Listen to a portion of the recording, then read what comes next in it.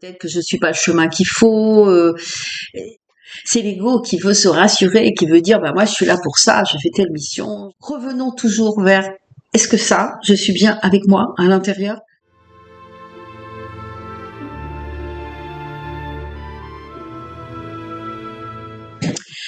Bonjour, bienvenue sur ma chaîne YouTube. Je vous propose aujourd'hui une guidance que j'ai faite en mai 2018. Si je vous la propose aujourd'hui, c'est qu'elle est toujours d'actualité. Elle est dans mon tome 2. Et elle est intitulée, c'est la question que j'avais posée en fait à mes guides, quelle force nous pousse à avoir toujours besoin de connaître pourquoi on est sur cette terre, vers quoi nous nous dirigeons, quelle est notre mission de vie. Je me souviens avoir posé cette question qui est toujours d'actualité parce que j'entends beaucoup autour de moi des personnes qui disent oui mais j'ai peur de me tromper, ma mission de vie, peut-être que je suis pas le chemin qu'il faut. En fait je dirais qu'on a tous la même mission de vie ou que l'on n'a pas de mission de vie, en fait.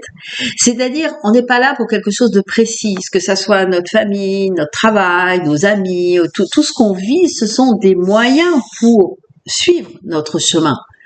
Il n'y a pas une mission particulière.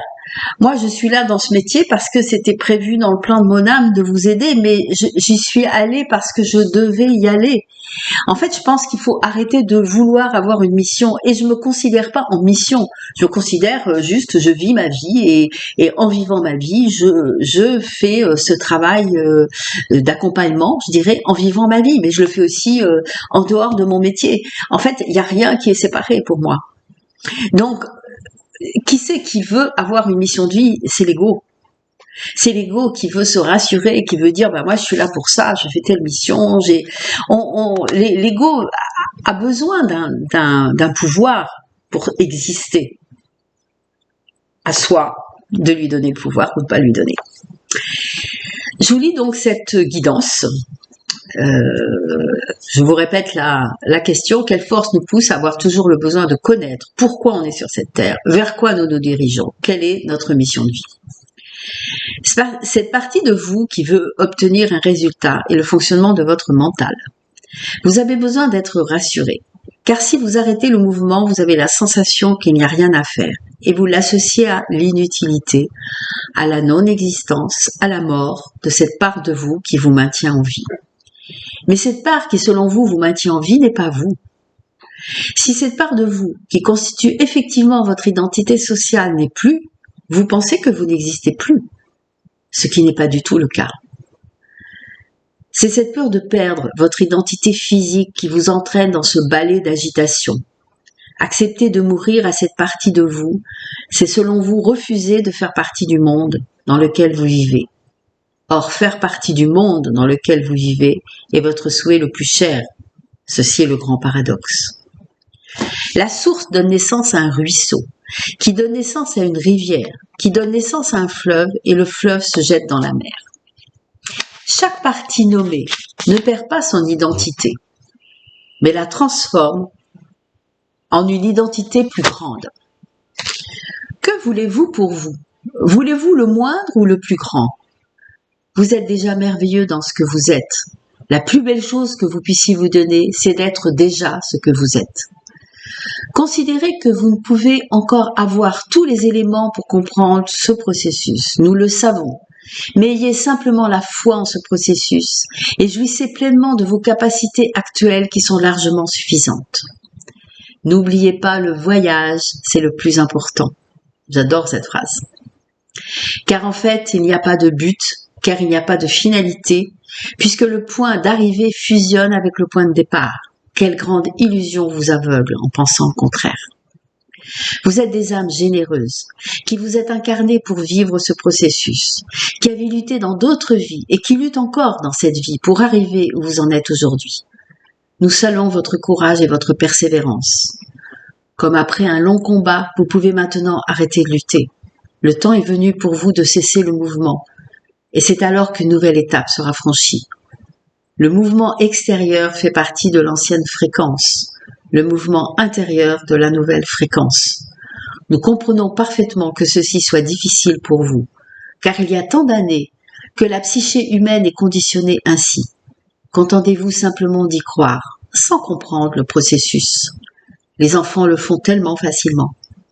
C'est pour cela qu'en retrouvant en vous votre enfant intérieur, en le guérissant, en lui accordant la priorité, cet enfant en vous saura vous conduire dans ce processus.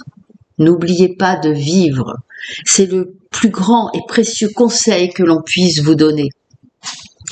Ne sous-estimez pas vos capacités qui sont déjà grandes. Ne cherchez pas à être ce que vous n'êtes pas. Ne vous perdez pas dans la comparaison. Ne vous laissez pas aveugler par la croyance fausse que l'agitation est preuve de réussite. On vous l'a fait croire pour justement vous empêcher d'accéder à cette partie de vous, votre être divin. Ne soyez pas dupe de cette supercherie, et c'est ainsi que vous reviendrez vers vous, vers votre enfant divin. La simplicité, la joie, l'envie de vivre et d'expérimenter doit être votre seul credo. Le reste n'a pas d'importance, croyez-le vraiment et acceptez-le. Réjouissez-vous d'être arrivé là où vous en êtes. Nous sommes tellement désolés et émus lorsque nous voyons combien vous vous martyrisez en vous minimisant, en vous auto-flagellant de ne pas faire ce qu'il faut, dans une lutte sans fin et inutile. Vivez et transmettez tout votre rayonnement aux autres, à ceux qui en ont besoin.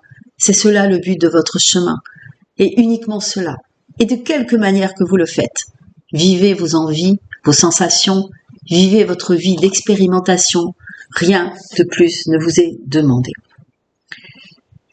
Je vous partage cette guidance parce que elle est de 2018. Elle est toujours d'actualité et elle sera encore pour un moment d'actualité. Arrêtons de chercher quelque chose, vivons et profitons de ce que la vie nous donne, en rectifiant parfois certaines choses quand on voit qu'on est d'un pas juste. Revenons toujours vers, est-ce que ça, je suis bien avec moi, à l'intérieur, dans ce que je fais là, dans la décision que j'ai prise? Est-ce que c'est en accord avec moi? Il y a juste ça à faire. Le reste n'a pas d'importance.